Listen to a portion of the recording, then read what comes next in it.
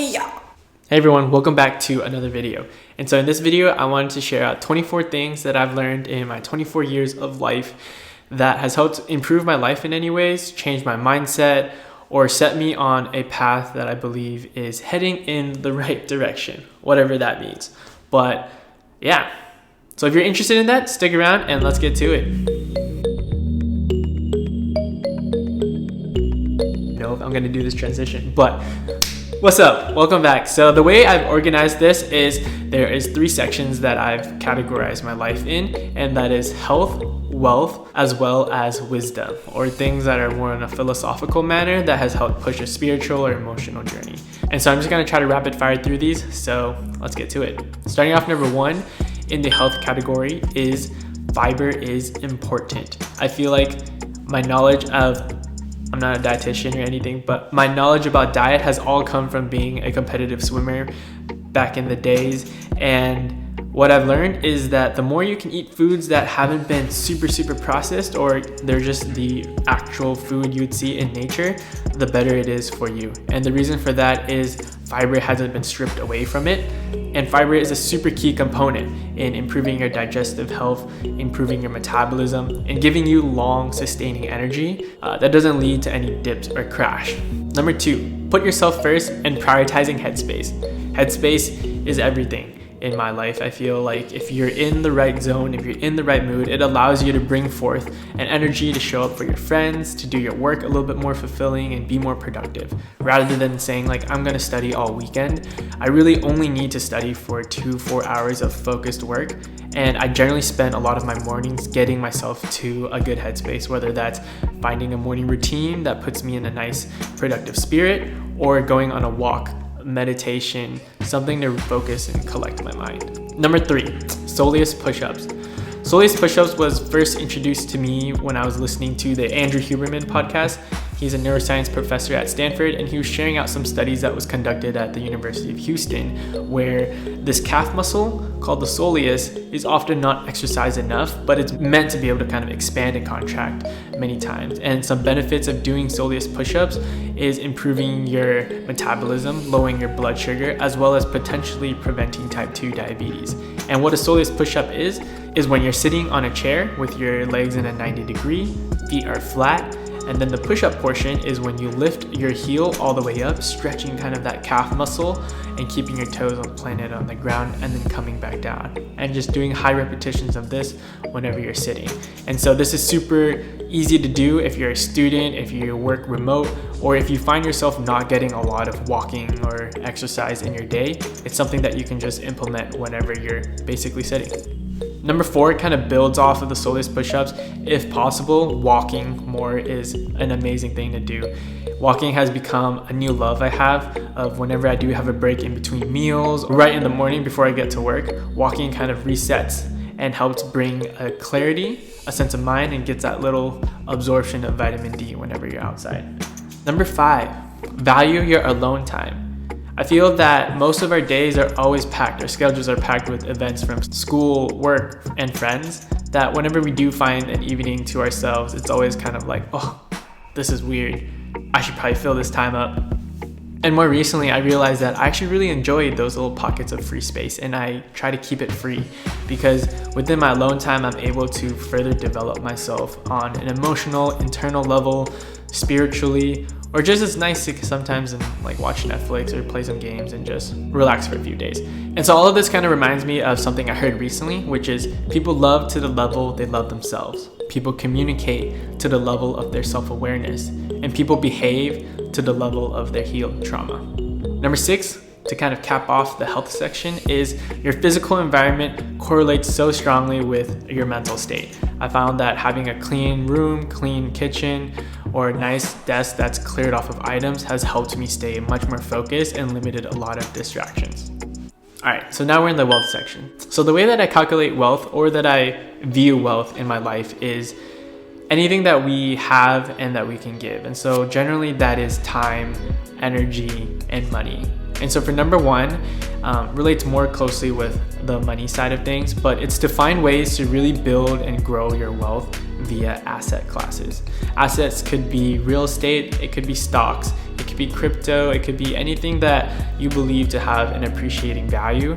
Because before I learned about all this stuff, I thought the way to financial freedom was saving your money in your bank account and just saving a bunch. But what I didn't realize is that number that we see at the end, let's say we saved up 100,000, that after a year or two, even though the bank still says 100,000, the purchasing power of that money has decreased due to inflation. And so in order for us to really help prevent this and to stay somewhat competitive and have our money really grow and begin to work for us, is to find ways in putting our money into these areas where we have appreciating asset classes. And although there is more volatility involved, it's generally something you begin to do after you have an emergency fund set out for yourself. Okay, so for number 2, it's building atomic habits. This comes straight out of the book from Mr. Clea, and he breaks down habits into a cue, a craving, a response, and a reward.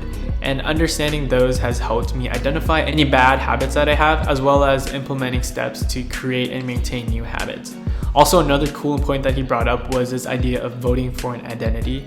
Oftentimes we think that whenever we have these super large goals and we want to obtain them, you have to constantly work towards them. You always have to be 100% on.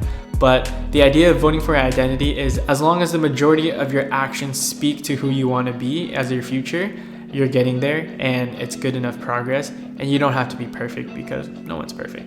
Number 3 is looking into and understanding the concept of compounding. Oftentimes we think very linearly on a scale, but whenever we want to accomplish a big task, whether that's financial independence, mastering a certain skill, it takes a certain level of practice. But through those events, you're kind of breaking this threshold and you're compounding your efforts over time to a point where you're growing at an exponential rate. And just the beginnings are generally super hard and can get unmotivational at times. Number 4 is start budgeting. I think it's been super fun to learn how I spend my money and identify ways and bringing it onto paper so that I can look and reevaluate things from hindsight or a third perspective and say, wow, I've been spending a lot on food this month, or going to Yogos a bit too much. And so budgeting has really helped me when I look back in hindsight to kind of evaluate and identify areas where, I'm spending a little bit too much and I want to improve on that. And has overall given me this more comfortable feeling of knowing I will be okay and understanding how I spend my money, and so I can begin to make changes, or just being aware so that nothing comes out of the blue to surprise me. Number 5 in the wealth section is finding ways to give back. And I think giving back can be separated into your body as well as your heart. So body could be anything you're spending your time doing, if that's earning money or if that's helping out a friend. And your heart is any emotional support that you can provide for your community, for yourself, or for others is also super important as well. Number 7 is invest in your friends and family. I feel that this journey of life should not be done alone. We have friends, we have family who are here to support us, and when you're able to find and hone in on that inner circle, it's good to be able to appreciate them and let them know that you're grateful for their efforts, as well as offering your support and investing back into it, because again, with that compounding effect, these relationships only grow stronger over time, and it's super nice to have. Okay, so welcome to the last section, which is wisdom or philosophy. These are like concepts, principles that have helped change or shift the way I think about life and has helped me ponder and reflect a bit more. Starting off, number 1 is the tail end concept. Humans have an idea that whenever we're doing something, we often don't know when is the last time we're going to be doing something. And the tail end is basically that. It's like when you're reaching the end of something. And a good example of this is, let's say for me, when I was playing piano, back then, I don't exactly remember, maybe I was like 20 or something, but I don't exactly remember when the last time I played piano was. But during that time that I did play piano, I can guarantee you I didn't think that was going to be the last time I ever played piano. And this tail end concept usually sneaks up on people and can be a bit of a surprise at times. And so a more emotional and closer to home example is our parents and the amount of time that we spend with them. From the ages of 1 through 18, they're always there for us. We're spending a lot of time with our parents, from when they pick us up after school, when they're cooking us meals, or they're just teaching us how to be humans and working adults. And all of that time is spent with us. And then as we go into university, some of us go out of state, some of us move to a different state for opportunities out of the country. And all this goes to say that even if we make an effort to visit home once or twice a month, and we do that continuously and come home for the holidays for the rest of their lives, the amount of those days added up together is incomparable to the time that we've already spent with them. And this concept is basically the tail end, is that anyone who's in their 20s is most likely in the tail end of the time we get to spend with our parents. And rather than having this make me feel really sad, it motivates me to really be more present and to make sure that I don't let any chances or opportunities to interact and deepen my relationship with my parents slip away, because I really want to cherish every moment that I have with them as we move along this journey of life. Number 2 is understanding the concept of a valley of disappointment. There's a linear expectation that our progress should look something like this, but oftentimes there is this kind of valley of we're putting in a lot of work but we're not really seeing any progress, and then all of a sudden progress comes and we're like, oh, there it is. But sometimes we don't allow ourselves the patience or the drive and determination to get through that valley of disappointment, which can lead to not accomplishing what you really want. And so understanding that things take time and sometimes results don't come as often or can't be seen doesn't mean that progress is not being made. Number 3, motivation should follow action. Generally, I've always thought that if I'm not motivated to do something, I'm not gonna do it. And so I'm waiting for my motivation before I take action. But shifting your perspective and really allowing yourself to take the action first, and then once you have that motivation, whether you're starting to see results, that really fuels your journey and allows you to keep going. I'm pretty sure the numbering is gonna be all screwed up, but number 5 is your circumstances don't define you. Whatever it is that we're going through or the path that our life has taken is really unique to us and has offered us chances, opportunities, as well as challenges that other people aren't facing. And in that ways, there can be strength that can be found from within and to help us move forward and to live and view life in a very unique and certain way.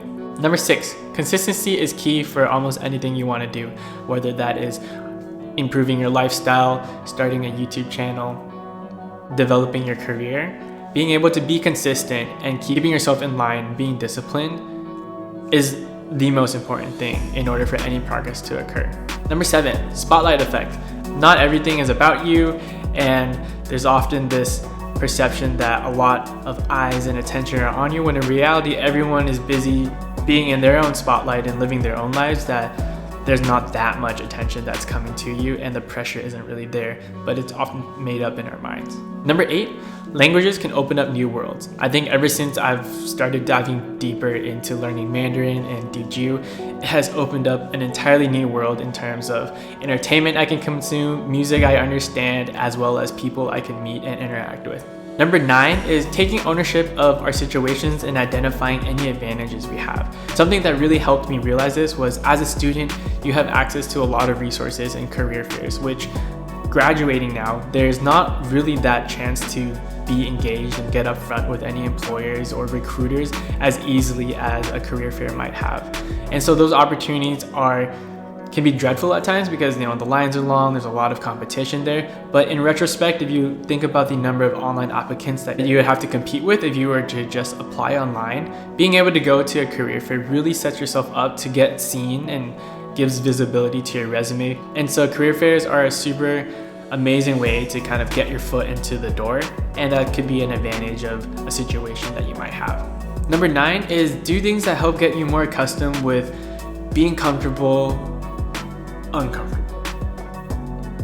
By being more comfortable with being uncomfortable. Yeah. I just find that after every uncomfortable experience I've had, there's always been a huge positive spike of progress, understanding, and sometimes even fun. And so I always learn something new. Number 10 is know your worth and be your number 1 fan. I just think there's not enough self-praise and self-love go around. So that's why that's on here. And so number 11, how you treat anything is how you treat everything. I relate this specifically back to any values or things that I want to do and ensure that I'm doing. For example, being more generous and finding ways to give back. Instead of saying, once I get to a certain place, that's when I'm ready and able to give back, I implement and scale that back to finding ways I can give back now, whether that's through time, energy, or money. And having that already built into the way I live my life so that it doesn't feel like an uncomfortable or a new thing when I get to that point, and I can scale up a lot more easily. And yeah, so that brings me to the end of this video. Hopefully you found something helpful. Let me know in the comments which one you resonated with, found interesting, disagreed with, or if there was one that you wanted me to go a little bit more in depth with for a future episode. And yeah, thank you so much. Have a great day, everyone. See you soon. Hey everyone, this is Editing Derek and Reflection Derek popping in here. Just want to thank everyone for watching the video up until this point. As I was editing this video, I realized that this was a pretty difficult video for me, and there were a lot of improvements I could have made, from getting the numbering right or explaining things a bit more clearly. I figured I'd still put this video out there because everything's about consistency, everything's about the journey, and rather than depicting this perfect, idealized YouTube journey for me, I think there's value for myself in learning that imperfection can lead to growth and progress. And so although this video didn't really meet up to a lot of my standards, I still think that there's a lot for me to learn and grow, and that I should still honor the hard work that I've put in terms of preparing for this video. And so thank you again for being patient and the support, and I'll see everyone in my next video.